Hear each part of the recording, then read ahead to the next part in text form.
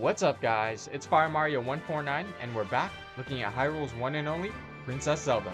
Let's get started. Zelda is a character that isn't seen too often in both casual and tournament play. This is because, well, to put it straight, she's a bad character. Every player that mains Zelda knows this, and if you intend to play her exclusively, you'll have to accept that she's a character with many flaws to overcome. But, if you want to become one of the chosen few, here's what you'll need to know. Zelda doesn't have many safe attack opportunities, so you'll have to know exactly when and how to hit. The name of the game here is precision. By playing Zelda, you'll learn how to predict your enemy and how to choose the best response. Almost all of Zelda's moves are straightforward, and have massive ending lag, so you'll have to mix up your attacks whenever you can.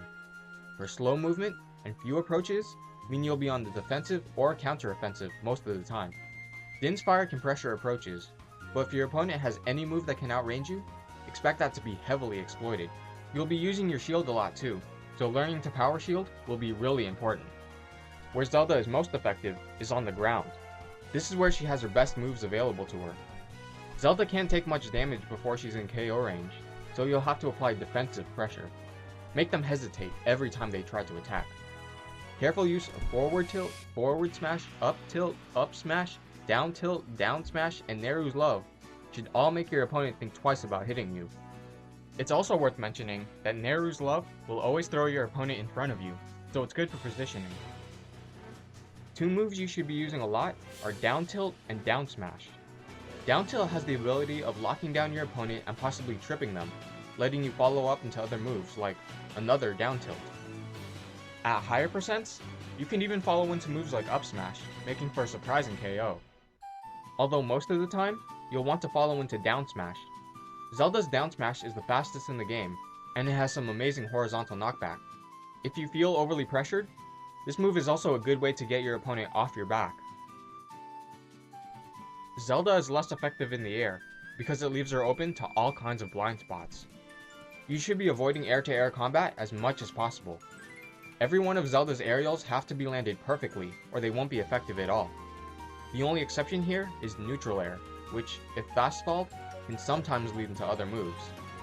The air move you'll probably be using the most is back air. This move is slightly faster than forward air, making it easier to land. You can sometimes use it out of shield, or twice in a row to mix up your playstyle. Zelda's air game should mostly be used to add variety to her counter-offensive ground game. When you get around KO percents, the same counter-offensive rules apply. Up tilt and up smash should be your primary kill moves, with down smash being used as a surprise. Zelda is tall, slow moving, and lightweight, so you'll be in a lot of danger at this percent.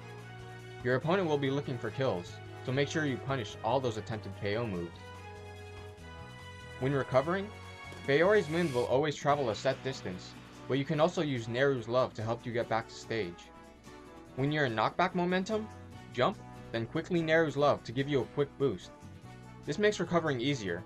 It's a simple trick, but good to know. The main weakness that Zelda has is that she's almost completely reliant on being counter-offensive. If your opponent chooses to go on the defense, your options become severely limited, and you'll be forced to either attack with her laggy moves, or provoke your opponent into attacking. Having to rely on your opponent to move the battle forward is something that all Zelda mains have to deal with.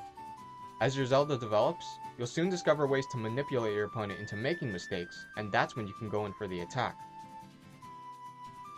Okay, now let's run through what we've learned. Zelda's limited movement and few approaches make her a very counter-offensive character.